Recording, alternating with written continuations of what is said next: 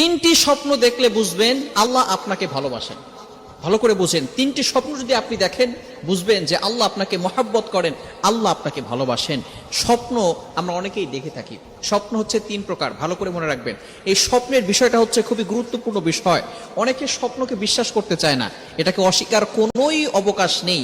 কারণ আল্লাহ রাসূল সাল্লাল্লাহু আলাইহি সাল্লাম স্বপ্ন দেখেছেন এবং স্বপ্নের মাধ্যমে আল্লাহ রাসূল সাল্লাল্লাহু আলাইহি সাল্লামের কাছে ওহী এসেছে এবং আল্লাহ রাসূল সাল্লাল্লাহু আলাইহি সাল্লাম নিজে বলেছেন যে স্বপ্ন হচ্ছে 46 ভাগের এক ভাগ। সুতরাং আমরা স্বপ্ন অনেকেই দেখে থাকি। এই স্বপ্ন হচ্ছে তিন প্রকার। একটা হচ্ছে ভালো স্বপ্ন, এই ভালো স্বপ্ন এটা আল্লাহ তাআলার পক্ষ থেকে আসে। দ্বিতীয়টা হচ্ছে খারাপ স্বপ্ন, এটা শয়তানের পক্ষ থেকে আসে। সুতরাং আরেকটি হচ্ছে ইচ্ছা স্বপ্ন, অর্থাৎ আপনি সারাদিন যে কাজগুলো করছেন এগুলো আপনি সেগুলোই রাতের বেলা স্বপ্ন দেখছেন। সুতরাং ভালো স্বপ্নগুলো আল্লাহ তাআলার পক্ষ থেকে আসে। তিনটি স্বপ্ন যদি আপনি দেখেন মনে করবেন যে আল্লাহ আপনাকে ভালোবাসে।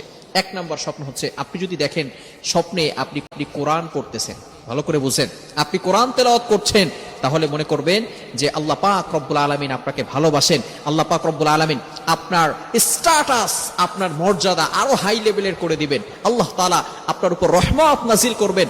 আপনার শান্তি নাই, আল্লাহ পাক রব্বুল আলামিন আপনার জন্য সুখের ব্যবস্থা, আল্লাহ পাক রব্বুল আলামিন আপনার উপর রহমত বৃষ্টির মতো নাজিল করে দিবেন এবং আপনার সম্মান আরো আল্লাহ তাআলা বাড়িয়ে দিবেন যদি আপনি স্বপ্ন দেখেন কোরআন শরীফ পড়তেছেন।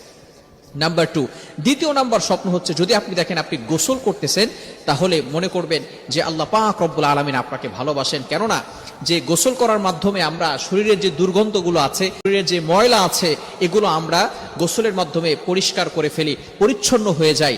সুতরাং আপনি যদি এই স্বপ্ন দেখেন যে আল্লাহ মুহাম্মদ ইবনে সিরিন রাহমাতুল্লাহি আলাইহি উনি বলে দিয়েছেন, এর ব্যাখ্যা হচ্ছে আল্লাহ পাক রব্বুল আলামিন আপনাকে পবিত্র করতে চাচ্ছেন।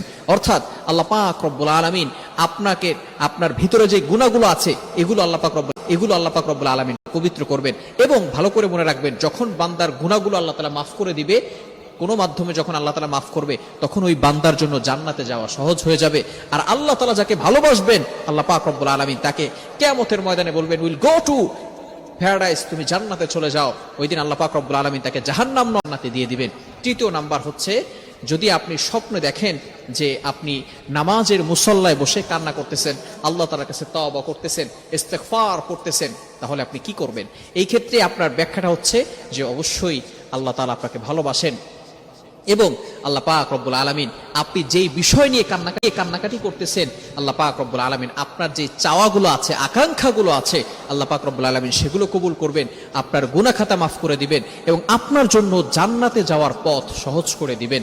সুতরাং এই স্বপ্নগুলো যদি আমরা দেখি তাহলে মনে করব আল্লাহ আমাদেরকে ভালোবাসে।